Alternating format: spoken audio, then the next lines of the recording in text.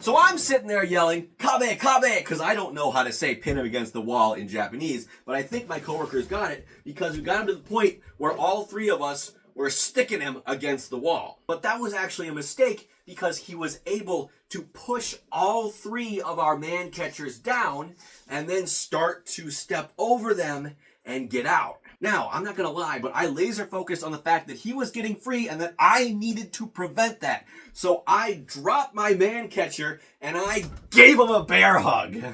Now, the problem is, I completely forgot that this man was still holding his knife. I don't know if it was because it's a weird foam stick that it just didn't register, or if I was so keyed in and the adrenaline was kicking in that I forgot about it. But while I had him in a bear hug, he pulled his knife back and he stabbed me once and twice in the ribs right here.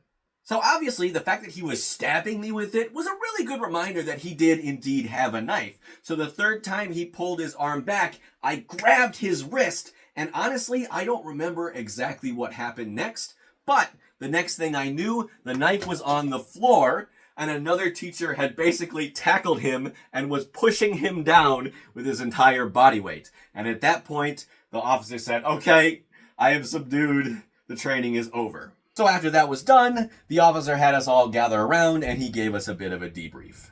Apparently, one effective way for 2 or more Sasumata wielding people to subdue someone is to have one person come in from the front and distract them, and another person comes from the back and then takes out their knees. And then once they've fallen on the floor, you can put your Sasumata on their hand and then step on it so they can't use their stabbing hand for stabbing. After that, they had a whole student assembly where they talked about how to, break free from strangers' grasps and what to do if you see a stranger and all that good stuff. But the thing that got my goat the most was when I was telling the other teachers exactly how it went down, and one of them was like, "Yeah, I've been stabbed many times myself at other schools.